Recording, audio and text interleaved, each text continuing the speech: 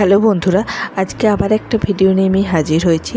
তো আজকে আমি করেছি কাঁচা আমের আচার। কাঁচা আমের অনেক ধরনের আচার হয়ে থাকে, তো আজকে যেটা আমি করেছি সেটা হচ্ছে গুড় আচার। এটা খেতে কিন্তু খুবই টেস্টি লাগে। আর এই আচারটা বিশেষ করে ভাতের সাথে বা রুটির সাথে দুটোর সাথেই খাওয়া যায়। তো আমি কিভাবে করেছি সেটাই আপনাদের সঙ্গে শেয়ার করব, খুবই সহজ পদ্ধতি। তো ভিডিওটা দেখে নেওয়া যাক।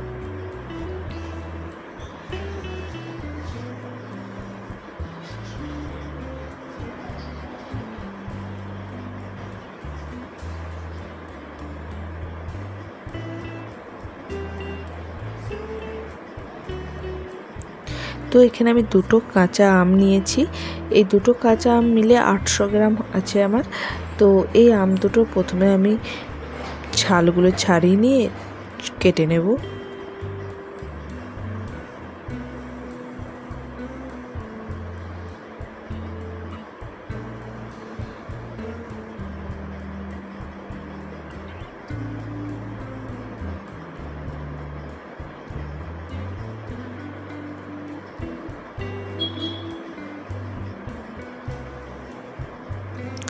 তো আমগুলো আমি ছাড়িয়ে নিয়েছি, এরপর এই পিসগুলো কাটবো। তো এই আমের আচারটা যেটা করব, কিন্তু আচারের জন্য আমের পিসগুলো আমি একটু বড় সাইজের কাটবো, খুব ছোট কাটবো না, কারণ এটা গলে যাবে। তো সেই জন্য বড় বড় করে আমের পিসগুলো কেটে নিতে হবে।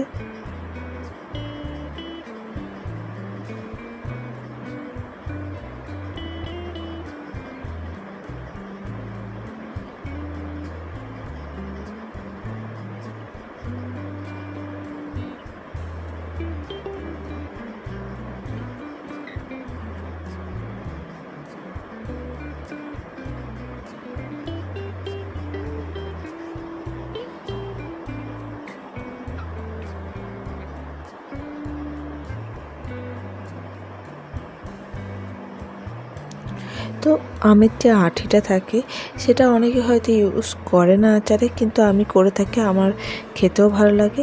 তো প্রথমে আঁটির যে সাইডে যে আমগুলো আছে সেগুলোকে আমি কেটে নেবো ছোটো ছোটো করে, দিয়ে এই আঁটিটাকেও ইউজ করব আচারের সাথে আমি।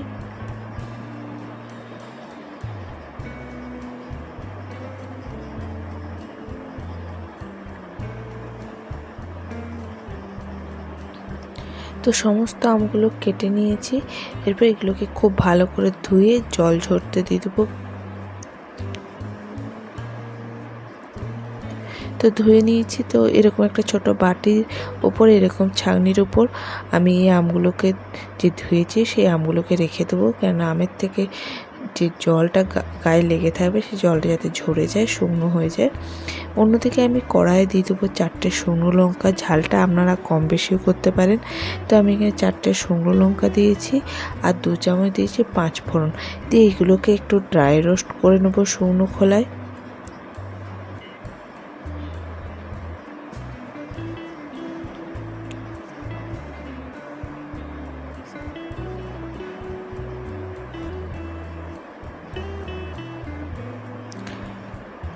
তো এগুলো হয়ে গেছে ড্রাই রোস্ট, মানে শুকনো ভাজা হয়ে গেছে। এরপর গ্যাসও আমি অফ করে দিয়েছি। তো দেখতেই পাচ্ছেন, দিয়ে আর একবার খুন্তি দিয়ে এগুলোকে ভালো করে কড়াইয়ের যে গরমটাতে ভালো করে এটা ড্রাই রোস্ট আর একটু করে নেব। দিয়ে একটা হামাল দিস্তার মধ্যে এগুলো নিয়ে একদম আধ ভাঙা করে নেব। খুব একটা পাউডার করব না বা গুঁড়ো খুব না, একদম আধ ভাঙা যেরকম থাকে সেইভাবে করে নেব।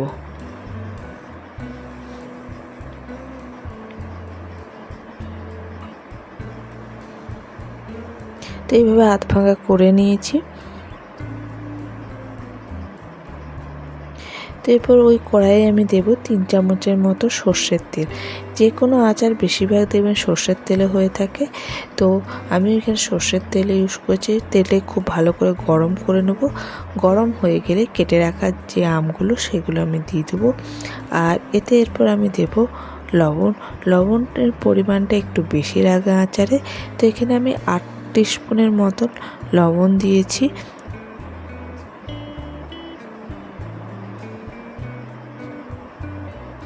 আর দিয়েছি 2 চামচের মতো হলুদের গুঁড়ো।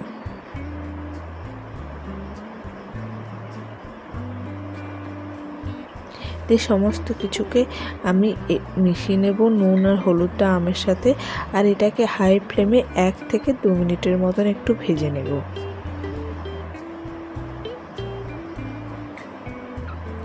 1-2 মিনিটের পর আমি কী করবো, এবার আমগুলোকে কড়াই থেকে অন্য একটা পাত্রে তুলে নেব। আমগুলো মোটামুটি 1-2 মিনিট ভাজা হয়ে গেছে। এটাকে তো খুব ভাজার প্রয়োজন নেই, জাস্ট 1-2 মিনিট একটু ভেজে নিলেই হবে।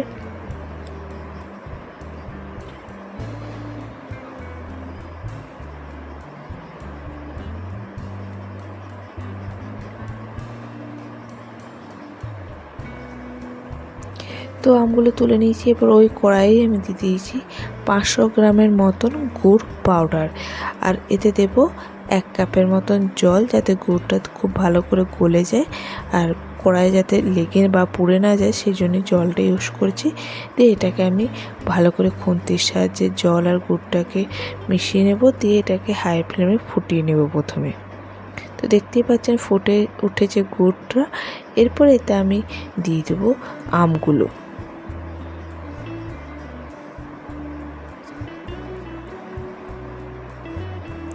তো আমগুলো দিয়ে দিচ্ছি, দিয়ে একবার গুড়ের সাথে ভালো করে মিশিয়ে নেব। এরপর এতে আমি দিয়ে দেবো এখনই যেগুলো আমি 5 ফোড়ন আর লঙ্কাটা আধ ভাঙা করেছি সেটা, কেন এরপর এই ঝাল বা 5 ফোড়নের যে গন্ধ সেগুলো আমের মধ্যে যাবে। দিয়ে এইটাই প্রথমে হাই ফ্লেমে আমি 5 মিনিটের মতন ফুটিয়ে নেব, কেন আমের থেকে অনেক জলও বেরোবে। তো দেখতে পাচ্ছেন আমের থেকে অনেকটা জল বেরিয়েছে। তো এটা 5 মিনিট ফোটানো হয়ে গেলে লো ফ্লেমে আমি দিয়ে দেবো, দিয়ে 10 মিনিট ফুটিয়ে নেব।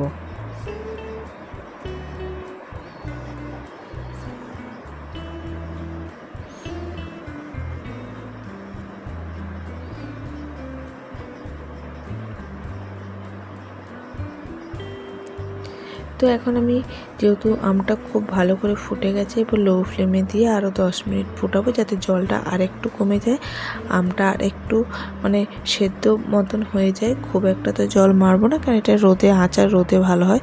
তো দেখতেই পাচ্ছেন এখন জলটা কমে গেছে, আমগুলোর কালারও চেঞ্জ হয়ে গেছে, মানে আচারটা আমাদের রেডি।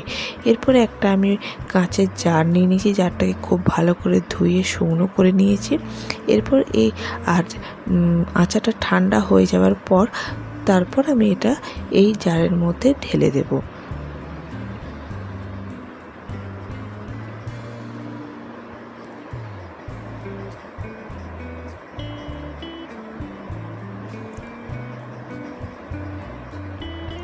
আচার কিন্তু রোদে আপনাদেরকে 5 থেকে 10 দিন দিতে হবে, তবে কিন্তু দেখবেন আচারটা খেতে ভালো লাগবে। আর এই রসটা অনেকটা শুকিয়ে যাবে রোদে দিতে দিতে, মানে এই রসটা আমের মধ্যে যাবে।